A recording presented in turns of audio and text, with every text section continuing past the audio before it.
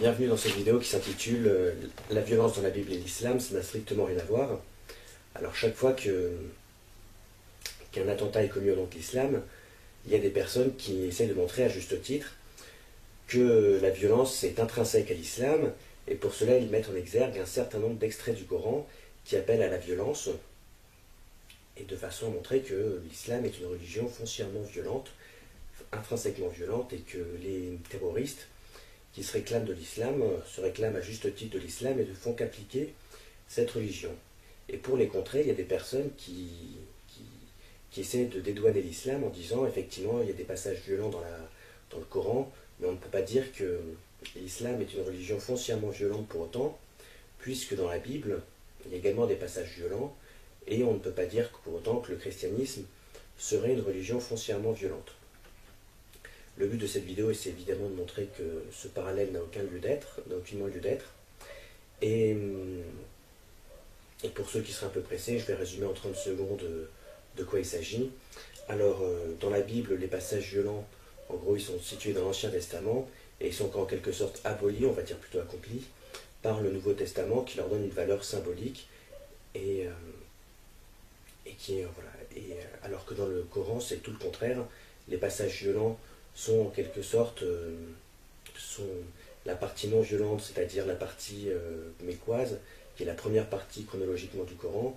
Elle sert non pas à abolir les passages violents, les passages médinois qui sont la deuxième partie du Coran, mais ils servent en quelque sorte à les justifier. Et donc, voilà, dans un cas, on a des passages qui sont en quelque sorte abolis et à prendre non pas au pied de la lettre, mais sous un sens spirituel, alors que dans un autre cas, il y a des passages foncièrement violents qui servent à justifier qui témoignent d'une part de l'essence véritable de ce qu'est l'islam, et qui d'autre part sont justifiés et cautionnés par la partie un peu idéaliste et pacifique du Coran, qui est la première partie, puisque les versets violents viennent abolir les versets non violents. C'est ce qu'on appelle dans l'islam la loi de l'abrogé et de l'abrogeant, et alors que dans la Bible c'est exactement le contraire. Alors effectivement, voilà, bon, ça c'était le résumé rapide. Alors effectivement, dans la Bible il y a des passages violents dans l'Ancien Testament, et c'est vrai que si on les prend au pied de la lettre, ces passages violents, ça peut permettre de justifier des crimes. C'est malheureusement déjà arrivé chez les protestants et les juifs. Les protestants, ils ont pris le livre de Josué. Le livre de Josué, c'est le 6e livre de la Bible, dans lequel Josué, qui était le bras droit de Moïse, auquel il a succédé, conduit les Hébreux en terre promise. Et pour cela, il massacre en quelque sorte les populations cananéennes, mais bien sûr, il fait ça sur ordre de Dieu, pour permettre aux tribus d'Israël de rentrer en terre promise. Et les protestants anglo-saxons, lorsqu'ils sont arrivés en Amérique du Nord, ils ont fait de même avec les Indiens. Ils se sont dit que l'Amérique du Nord c'était une nouvelle terre promise, qu'ils étaient le peuple élu, et qu'ils avaient légitimement donc le droit de massacrer les Indiens. Et les Juifs, ils ont fait à peu près de même, on va dire, notamment lorsqu'ils sont arrivés en Palestine et qu'ils ont eu une attitude relativement peu pacifique à l'égard des populations arabes locales. Voilà, mais le problème c'est que ce sont les protestants et les juifs, et ce sont des gens qui ne prennent pas, qui prennent la Bible au pied de la lettre, mais qui, n'en retiennent absolument pas l'esprit. Et d'ailleurs, Jésus dit dans un passage que je vais vous mettre en dessous, en se focalisant sur la lettre, non seulement ils annulent complètement le sens véritable de la loi, qui est, qui serait respecté si on se souvenait de l'esprit de l'esprit du texte plutôt que de la lettre du texte en elle-même. C'est pour ça que Raban Mor, un très grand père de l'Église, qui a vécu au début du Moyen-Âge, dans la première moitié du Moyen-Âge, disait à propos du livre de Josué Ne faisons pas comme les Juifs, dit Raban Mort, qui, incapable de s'élever au-dessus de la lettre, ne voient dans les massacres ordonnés par Josué qu'une invitation à se montrer eux-mêmes cruels et inexorables envers leurs ennemis. À l'époque de Raban Mort, le protestantisme n'existait pas encore, donc Raban Mort a seulement mis en garde contre une interprétation littéraliste du livre de Josué de la part des Juifs, mais évidemment il aurait fait de même vis-à-vis des protestants s'il avait été leur contemporain. Bon, alors, mais voilà. Alors, la vidéo, en fait, je voudrais en deux parties. Tout d'abord évoquer ce que signifie en quelque sorte, pourquoi il y a de la violence dans la Bible, dans l'Ancien Testament, enfin dans la Bible, mais pourquoi est-ce qu'en quelque sorte, puisqu'elle est abolie, plus exactement accomplie par le Nouveau Testament, elle n'a pas lieu d'être aujourd'hui, et en aucun cas comment dire, en aucun cas on ne pourrait tenir la Bible comme légitimant la violence, à moins de la dévoyer selon une lecture très littéraliste, comme le font les protestants ou les juifs. Mais en tant que catholique, c'est absolument impensable de tenir la Bible comme inspiratrice de violence vis-à-vis de l'autre, d'autant plus que Jésus, dans le Nouveau Testament, il nous dit celui qui vit par l'épée périra par l'épée. Alors, dans la Bible, voilà, effectivement, il y a, donc, je vais tout d'abord évoquer en quelque sorte la violence dans la Bible, et montrer en quoi ça n'a rien à voir. Pour autant, on ne peut pas dire que le christianisme est foncièrement violent, contrairement à la violence dans le Coran. Alors, dans la Bible, la violence, elle est principalement située dans l'Ancien Testament, où on a parfois des massacres de population, sous prétexte religieux, sous comment dire, des massacres d'inspiration religieuse, ou alors des ordres donnés par Dieu. Tu mettras à mort telle personne qui a fait tel péché, tu la mettras à mort, tu la lapideras, etc. Et c'est pour ça que certaines personnes ont cru intelligent de distinguer un Dieu bon, le Dieu du Nouveau Testament, qui à travers son Fils Jésus nous transmettrait un message d'amour, du Dieu mauvais de l'Ancien Testament, qui comment dire, inciterait à la violence et au massacre. Bon, c'est une idée bien entendu totalement fausse pour une raison très simple, c'est que, alors cette idée historiquement elle a été comment dire, il me semble, je ne sais plus exactement quelle hérésie chrétienne, c'était peut-être les manichéens, enfin j'en suis plus exactement sûr, qui l'ont soutenu, et ça a été condamné par la Bible pour une raison très simple, c'est qu'en réalité, ça a été condamné par l'Église par une raison très simple, c'est qu'en réalité, le Dieu de l'Ancien Testament et le Dieu du Nouveau Testament, c'est évidemment absolument le même, simplement, ce qui change entre l'Ancien et le Nouveau Testament, c'est pas Dieu, c'est l'homme, et c'est le rapport qu'il a à l'homme, c'est le rapport que l'homme a à Dieu. Après le péché originel, l'homme, la vision de l'homme par rapport au monde est en quelque sorte brouillée, et il n'arrive plus à distinguer la chose de l'idée. Et c'est pour ça que, par exemple, quand il y a une population qui fait des choses mauvaises, Dieu dit au début, vous allez mettre à mort cette... Voilà.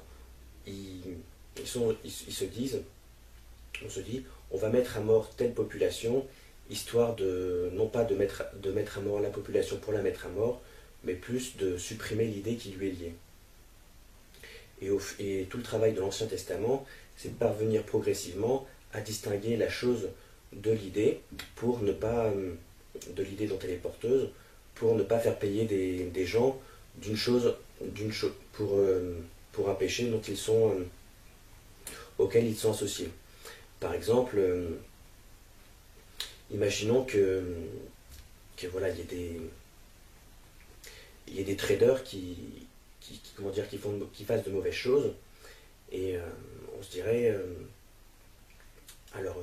la solution Ancien Testament, c'est de se dire, comme les traders font de mauvaises choses, on va supprimer les traders, on va tuer les traders et s'en prendre aux traders eux-mêmes. Mais le problème, c'est pas les traders en eux-mêmes, c'est l'acte qu'ils font qui est mauvais. C'est pour ça qu'il est préférable de prendre conscience de la situation et d'essayer d'empêcher les traders de réitérer le même acte en devenant plus moraux, parce que si les traders font ça, c'est parce qu'ils vivent eux-mêmes parmi nous qui ne sont pas forcément des exemples de vertu. Donc on va non pas les accabler pour nos propres fautes, mais on va essayer de travailler pour mettre ensemble une solution qui soit économiquement éthique en quelque sorte. Ça, c'est la solution Nouveau Testament. C'est pour ça que entre la loi dite de Moïse et Jésus, il y a eu les prophètes. Et les prophètes,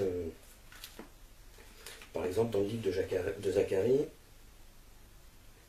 on dira à la fin des temps, ils disent « Je suis un homme qui travaille, quand il y aura des problèmes, je suis un homme qui travaille la terre, et la terre est mon bien depuis ma jeunesse, et si on lui dit « Que sont ces blessures sur ta poitrine ?» il dira « Celles que j'ai reçues chez mes amis. » Autrement dit, c'est au chapitre 13 du livre de Zacharie, autrement dit, on se rend compte que tout est lié, et qu'en réalité, il ne faut pas accabler une personne de ses propres fautes, mais plutôt essayer de travailler sur soi-même pour que globalement, on puisse prendre conscience des problèmes qu'il y a et arriver à distinguer la chose des personnes, et ne pas faire des boucs émissaires, ne pas s'en prendre à des personnes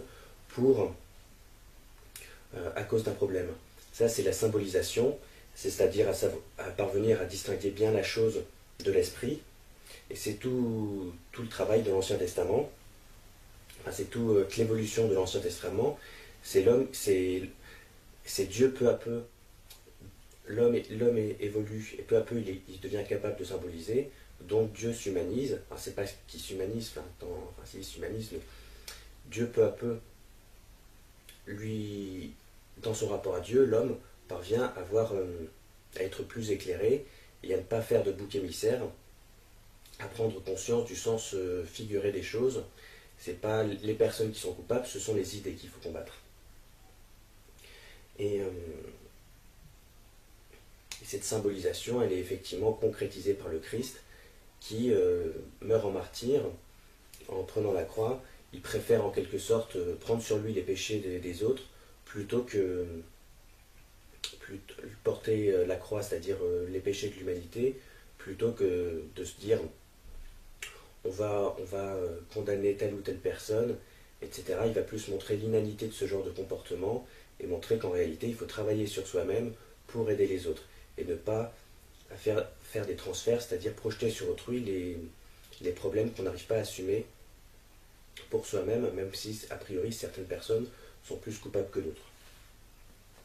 Donc voilà, c'est pour ça qu'il y a de la violence dans la Bible, c'est tout ça dans l'Ancien Testament, c'est parce que l'homme n'est pas capable de symboliser, mais peu à peu, parce que la Bible, l'Ancien Testament, c'est pas un bloc, ça évolue. Au début, ça devient assez violent, et peu à peu, on prend conscience du sens figuré de toutes ces prescriptions, qui ne deviennent pas alors abolies, mais accomplies.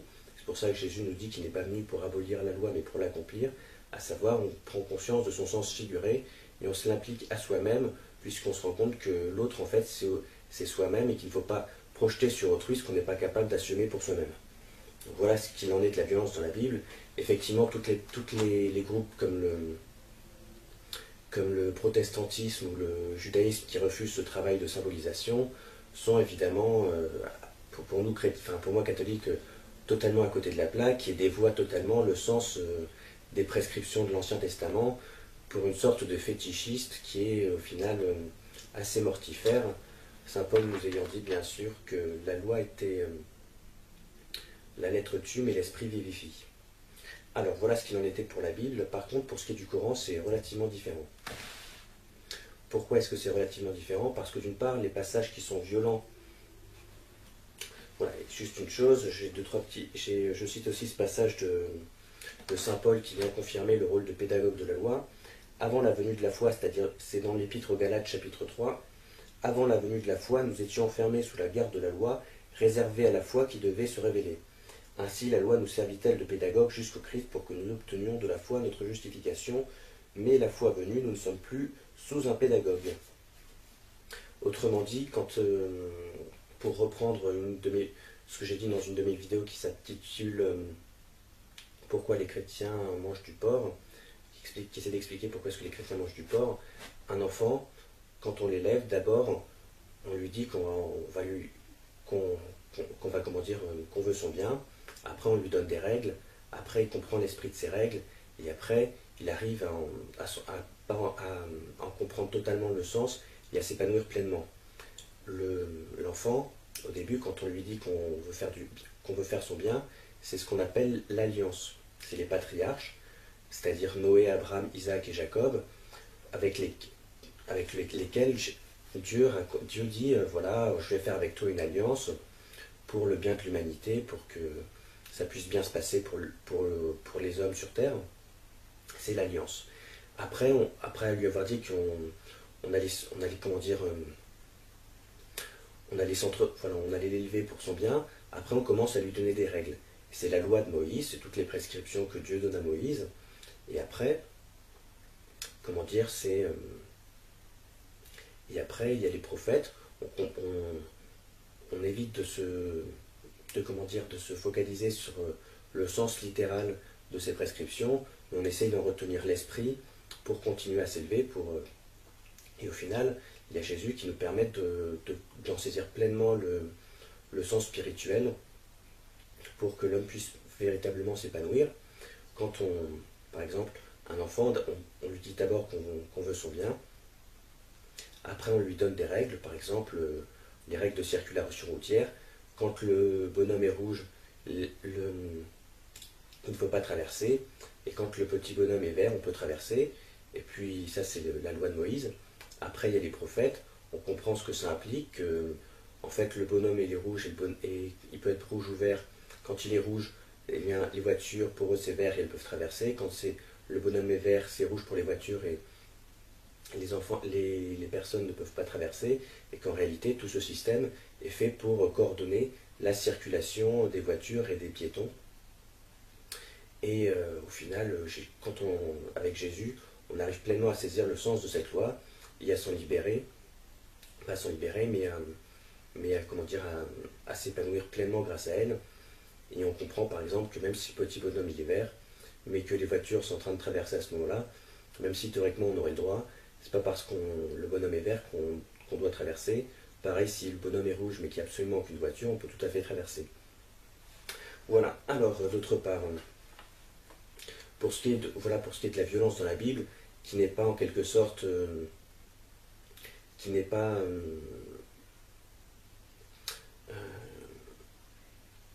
qui est en quelque sorte, qui préfigure ce que Jésus nous va nous demander symboliquement d'accomplir pour nous-mêmes, et qui en aucun cas ne peut,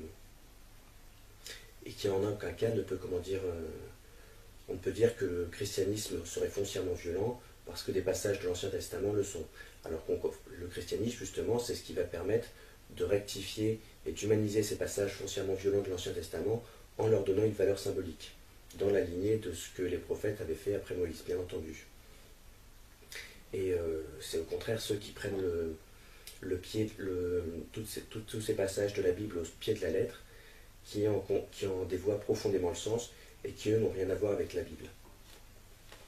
Alors, pour ce qui est de l'islam, les passages qui sont dans le Coran, eux, révèlent véritablement la nature foncièrement violente de l'islam. Pour quelle raison?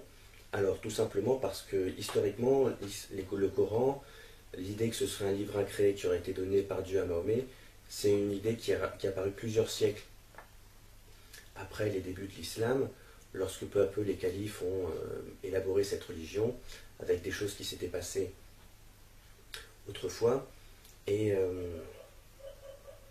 ça date, c'est en réaction à une école historico-critique qui était un peu trop critique d'ailleurs, qui s'appelait les Mutazilites, que toutes ces idées de Coran incréé ont été inventées, mais historiquement c'est absolument pas ça le Coran. Le Coran, ce sont des sermons dispensés par Mahomet. Alors on ne sait pas si c'est seulement par Mahomet ou principalement par Mahomet, mais il y avait un certain nombre, les judéo-chrétiens, c'était des juifs qui en quelque sorte étaient de religion musulmane, enfin de religion pré-musulmane on va dire, qui ont converti les Arabes à leur religion, et pour ça ils se sont servis de relais comme Mahomet en était un. Et Mahomet, eh bien, comment dire, il a dispensé des sermons auprès des Arabes, et ces sermons, pas forcément tous, mais une partie a été conservée, et ils ont été ensuite ordonnés dans ce qu'on appelle le Coran, ordonnés et sélectionnés selon des motifs divers et variés. Mais ce sont les sermons de Mahomet, mais, mais le Coran, voilà, c'est une collection de sermons de collection sans doute principalement attribués à Mahomet. Peut-être qu'il y a sans doute eu d'autres personnes qui les ont prêchés. Mais voilà, ce sont des sermons dispensés par Mahomet, principalement, sans doute principalement, qui témoignent de son engagement, de ce qu'il a réellement été. D'ailleurs, si ça vous intéresse, il y a un livre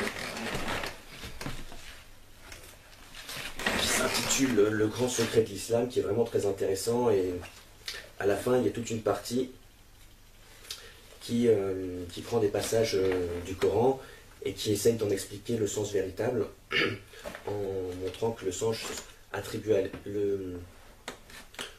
que leur attribue l'islam, ce n'est pas le vrai sens, c'est le sens attribué après coup à l'islam. Et les sermons, donc les passages violents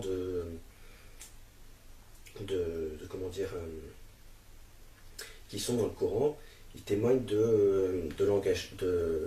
du combat que Mahomet a mené, de ce qu'il a été, et de la violence de son engagement. Par exemple, il y a des passages, il y a des textes non musulmans qui en témoignent très bien. Par exemple, la chronique de Thomas le Presbytre.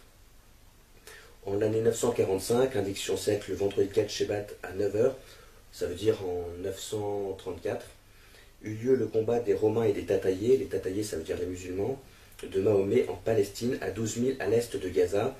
Les Romains s'enfuirent abandonnant le patrice Bar Yardan, que les Tataillés tuèrent. Furent tués là environ 4000 paysans pauvres de Palestine, chrétiens, juifs et samaritains, et les Tataillés dévastèrent toute la région. Ça, c'est le véritable Mahomet. C'est pas le Mahomet de la Sira ou des biographies califales très complaisantes.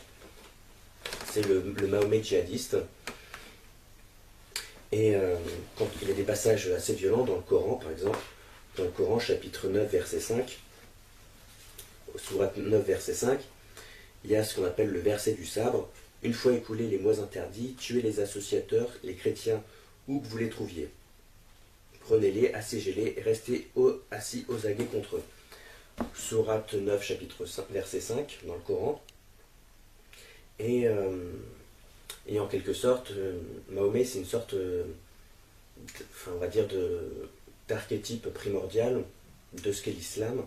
Après coup, on a essayé, et qui révèle en quelque sorte ce qu'est foncièrement l'islam, ce qu'est l'essence de l'islam.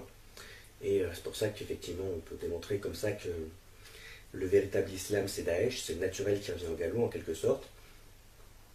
Simplement, l'islam, son problème, comme c'est un mouvement foncièrement violent, ils ont toujours eu à cœur de cacher leur nature foncièrement violente.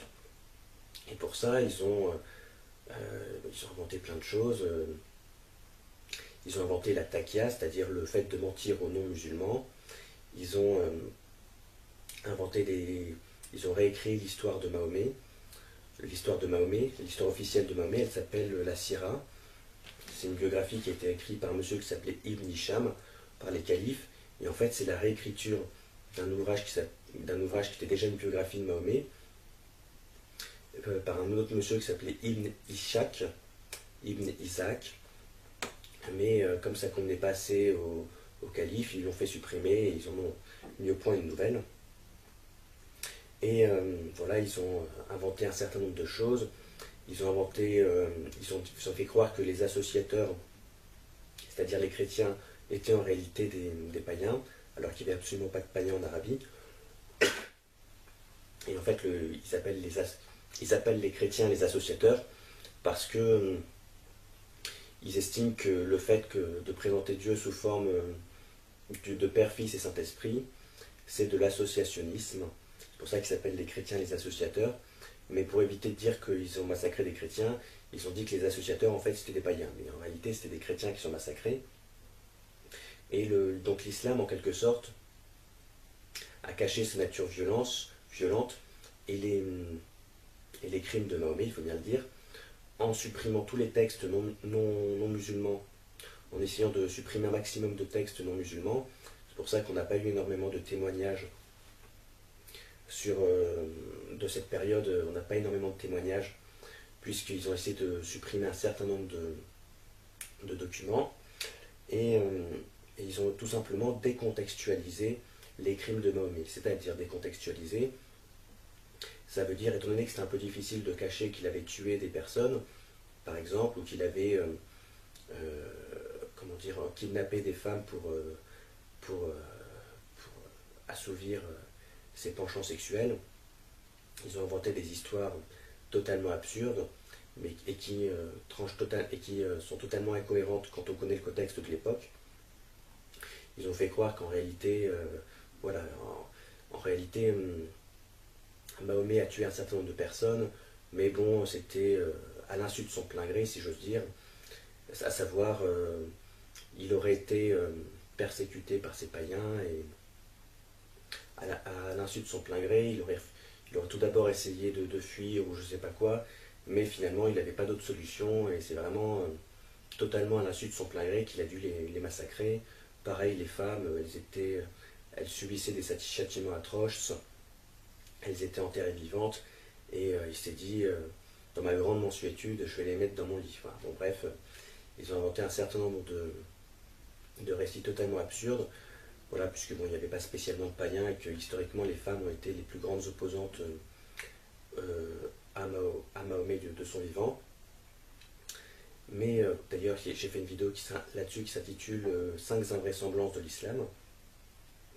Mais voilà, c'est comment dire. Et c'est voilà, quand on constate, quand on comprend que toute cette violence est intrinsèque à l'islam, mais qu'elle a été volontairement décontextualisée, cachée, pour essayer d'atténuer le fait que ce soit sulfureux, que cette religion ce ne soit jamais que du Daesh. On comprend ce que véritablement c'est l'islam. Et voilà, il y a par exemple, on entend souvent dire des passages, on entend souvent dire des gens, il y a un passage dans le Coran qui dit, en gros, celui qui tue un homme, c'est comme s'il avait tué toute l'humanité. Et en réalité, quand on regarde bien le contexte de cette sourate, enfin, quand on prend le verset dans son intégralité, Mahomet il dit, vous devez tuer les méchants, mais évitez de tuer les gentils, c'est-à-dire évitez de tuer vos alliés, mais par contre les méchants, vous pouvez tous les tuer. Et évidemment, pour quelqu'un de Daesh, c'est exactement la même chose. Il faut tuer tous les méchants, enfin tous ceux qui sont contre Daesh. Par contre, les partisans de Daesh, il ne faut pas les tuer. Et c'est très grave de tuer les partisans de Daesh pour quelqu'un qui est... pour un soldat de Daesh, c'est très grave de tuer les partisans de Daesh. Mais en aucun cas, voilà. Et en réalité, pourquoi est-ce que il y a des versets en quelque sorte idéalistes dans le Coran qui présentent une société idéale relativement pacifique et tolérante? Tout simplement parce que pour les musulmans, en gros, pour l'islam, voilà, si jamais l'islam devait gagner, ce serait en quelque sorte pour le bien de l'humanité, et l'humanité vivrait un nouvel âge d'or. C'est pour ça qu'il présente une vision assez idyllique, assez idéaliste de ce que devrait être l'humanité, en sous-entendant si bien sûr l'islam gagnait. Mais ça c'est jamais que la finalité du projet, et le projet pour le mettre en application, il est important de le faire de façon politique, militaire, voilà, éventuellement par le mensonge, mais c'est comme ça qu'il faut faire progresser le projet. C'est le mérite du livre Le Grand Secret de l'Islam qui comment dire, qui vulgarise les thèses du père Édouard Marie Galaise sur l'islam, en expliquant qu'à la base c'est un projet millénariste, et que le but de cette religion c'est d'instaurer le royaume de Dieu sur terre par des moyens politiques et militaires. Alors souvent les chrétiens, petite parenthèse, c'est exactement pour le christianisme aussi, le but, c'est d'instaurer la félicité, le bonheur sur terre, en instaurant une sorte de royaume de Dieu sur terre, mais non pas de façon purement militaire et politique et artificielle, mais par l'intervention d'un tiers extérieur, non pas de façon, non pas à travers une mise en scène, mais à travers l'action de la grâce, à travers l'action d'un tiers extérieur. C'est pour ça que dans le Nouveau Testament, dans le Notre Père, pardon, la prière du Notre Père, les chrétiens disent que votre règne vienne, que votre volonté soit faite sur la terre comme au ciel, que votre règne vienne. Nous autres chrétiens, on est censés faire instaurer le royaume de Dieu sur terre, mais non pas de façon politique et manuelle en trucidant tous ceux qui ne penseraient pas comme nous, mais en faisant agir la grâce et en parvenant ainsi à instaurer une sorte de concorde entre les hommes qui, malgré leurs différences initiales. Et on entend également souvent dire qu'en réalité, le christianisme ne voudrait pas d'un royaume de Dieu sur terre parce que Jésus, dans la Bible, il dit, dans le Nouveau Testament, dans les évangiles, il dit « Mon royaume n'est pas de ce monde », mais en réalité, il faut bien comprendre ce que ça veut dire. Il n'a pas dit « Mon royaume n'est pas dans ce monde », il a dit « Mon royaume n'est pas de ce monde ». Ça veut dire que l'instauration du royaume de Dieu sur terre, il ne provient pas de façon purement terrestre, artificielle, d'une mise en scène, mais n'est pas de ce monde, mais il est, comment dire, le fruit d'une action de la grâce, le fruit de l'instauration de la grâce. Ça ne veut absolument pas dire que nous autres chrétiens, nous ne devons pas militer pour faire, pour instaurer une société chrétienne, une société où la dignité humaine puisse être pleinement reconnue et épanouie, et où l'homme puisse pleinement s'épanouir. Voilà, et donc parenthèse refermée, une personne de Daesh, les personnes qui se battent pour Daesh, je ne pense pas qu'elles doivent être complètement idiotes. Elles savent très bien qu'elles commettent des crimes, mais si on leur demandait est-ce qu'ils ont l'impression de faire le mal, ils diraient absolument pas, c'est vrai que je commets des crimes, mais en soi c'est des crimes pour une bonne raison, pour instaurer le royaume, pour instaurer le bien sur terre. Donc effectivement ce sont des crimes, mais la finalité est bonne, donc c'est pas grave, au final c'est même une très bonne chose que je fasse ces choses-là. Et d'ailleurs, il y a un célèbre hadith qui dit quoi? Il dit l'action n'est pas importante, seule l'intention compte. Et c'est très révélateur de ce qu'est foncièrement l'islam. Ils se disent on peut faire tous les crimes du monde, du moment que c'est pour une bonne raison, que c'est pour instaurer la victoire, c'est pour permettre la victoire de l'islam et donc permettre à une bonne société de s'épanouir. Eh bien, c'est pas grave, on a pleinement le droit de le faire et ça ne pose aucun problème moral. Voilà. Enfin, c'est pas inintéressant de souligner que la partie en quelque sorte idéaliste et pacifique dans le Coran, elle est, en fait dans le Coran il y a deux parties, il y a la partie mécoise et la partie médinoise. La partie mécoise c'est la partie que Mahomet est censé avoir reçue lorsqu'il était à la Mecque, et la partie médinoise quand il était à Médine. Et en fait quand il était à la Mecque il était censé prôner un islam de paix, tolérant, sympathique, mais à cause des païens, malheureusement il a dû fuir à la Mecque et là il a adopté un discours plus martial, plus violent. Bon, alors, j'ai fait un certain nombre de vidéos pour expliquer que la Mecque n'existait pas sous Mahomet, que l'hégire n'a pas eu lieu.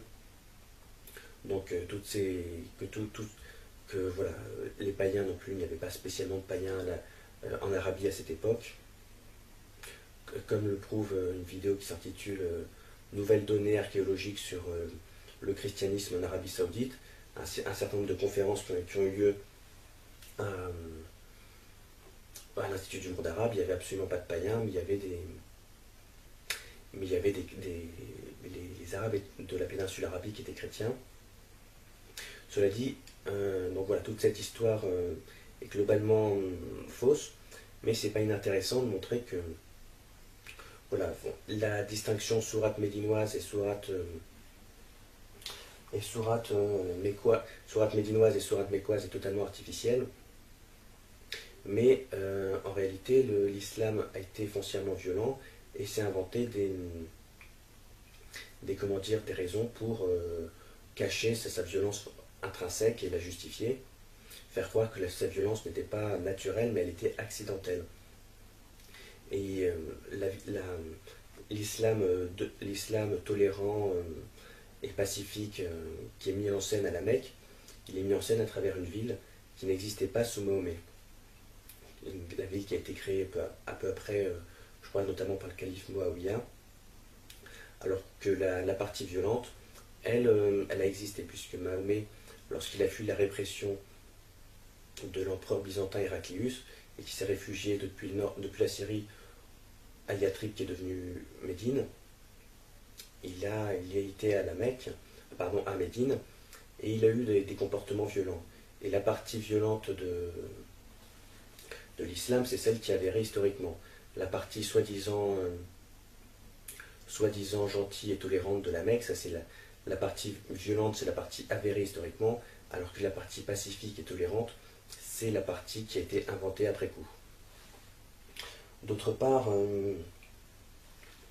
il n'est pas du tout inintéressant de constater que il y a une loi qui est inventée dans l'islam, je crois au 9e siècle, enfin, c'est une loi très importante, la loi de l'abrogé de l'abrogeant. Parce que dans le Coran, il y a des versets gentils et il y a des versets méchants. Et naturellement, les gens ils auraient tendance à faire le bien et à rejeter le mal en se disant que c'est pas bien, qu'il faut essayer de mettre ça de côté. Et c'est pour cette raison que il y a une loi qui dit que, en gros, quand on a le choix entre un verset gentil et un verset méchant, on peut tout à fait faire le gentil, c'est pas du tout interdit. C'est pour ça qu'il y a des musulmans gentils et sympathiques. Mais on peut également faire le méchant, et pour contrer cette tendance naturelle de l'homme à culpabiliser, à faire le mal, en gros, tous les versets méchants du Coran, ils abolissent des versets gentils que les musulmans seraient tentés de suivre pour comment dire, pour s'abstenir de faire le mal. Ça veut dire en quelque sorte, tu peux tout à fait faire le bien, mais si tu veux faire le mal, n'aie aucun scrupule, puisque de toute façon, le mal permet, puisque de toute façon, si tu fais le mal, la partie gentille n'a plus aucune valeur, donc voilà, n'aie aucun complexe à faire le mal, c'est tout à fait autorisé. C'est ce qui est permis par la loi entre l'abrogé et l'abrogeant. Et d'autre part, c'est très intéressant de constater que la partie, dans la Bible, il y a deux parties, avant et après Jésus, l'Ancien et le Nouveau Testament, et dans le Coran, il y a deux parties, à la Mecque et à Médine. Et la partie violente, dans la Bible, c'est la première partie. Et en quelque sorte, elle est abolie, enfin le terme aboli est un peu impropre, on va dire qu'elle est abolie, même si le terme est un peu impropre, qu'il faudrait mieux parler d'accomplissement. Elle est accomplie par le Nouveau Testament, qui lui donne une valeur symbolique, comme évoqué dans la vidéo, qui lui donne une valeur symbolique. Jésus lui dit, je dis bien, celui qui vit par l'épée périra par l'épée. Mais alors que dans l'islam, c'est tout le contraire. C'est la partie violente, la partie médinoise, qui abolit la partie mécoise. La première partie, c'est la partie gentille, même si dans toute cette chronologie, je vous rappelle, est totalement artificielle, et c'est le fruit des nombreuses manipulations, des nombreuses inventions califales. Mais dans leur vision du monde, la première partie, c'est la partie gentille, et la deuxième partie, c'est la partie, méchante. Et autant dans le christianisme, c'est la partie gentille qui abolit la partie méchante, autant dans l'islam, c'est tout le contraire. C'est la partie méchante qui abolit la partie gentille. C'est pour ça que ça n'a absolument rien à voir. Et c'est important d'expliquer ça aux musulmans, parce qu'au final, toutes les personnes qui essayent de déresponsabiliser les musulmans sont des personnes qui sont intéressées à les manipuler, en faire des gens qui se complairaient dans un complexe un peu misérabiliste, un peu victimaire, et qui les empêchent, qui viendraient justifier toutes les choses médiocres auxquelles ils se livrent, la violence notamment, en faisant des raccourcis, des rapprochements qui n'ont pas lieu d'être, Et ces personnes-là, ils profitent de l'instrumentalisation qu'ils ont de ces gens-là pour semer le chaos dans nos sociétés, bien entendu, vraiment violente, et qu'en réalité, les gens qui les manipulent pour être des semeurs de chaos, ce sont justement les sionistes, ce sont les gens qui ont tendance à toujours à fournir des excuses misérabilistes à ces gens-là pour leur permettre de semer le chaos dans nos sociétés. Et ça permet en quelque sorte de mieux comprendre en quoi est-ce que l'islam, c'est jamais qu'une religion qui a été inventée par des sionistes pour manipuler des racailles et leur donner de bonnes excuses pour se comporter en racaille. Et une fois que ce fait sera mieux admis par les musulmans, ils arriveront à mieux comprendre ce que c'est historiquement leur religion et quel est le rôle des manipulations dont ils sont les faits dans nos sociétés. Après, ils pourront tout à fait choisir, est-ce qu'ils ont envie d'être des racailles médiocres qui seront les éternels idiots utiles et les complices complaisants du sionisme, ou en gros, ils ont envie d'être des hommes de bien, des hommes de bonne volonté, qui se désolidariseront totalement désolidarisés de Daesh et des autres nuisances criminelles de ce même effet, et qui s'associent pour une société, pour édifier une société de justice, de droit, où l'homme puisse pleinement s'épanouir. Autrement dit, est-ce qu'ils veulent rester dans l'islam ou est-ce qu'ils veulent quitter l'islam pour rejoindre le christianisme?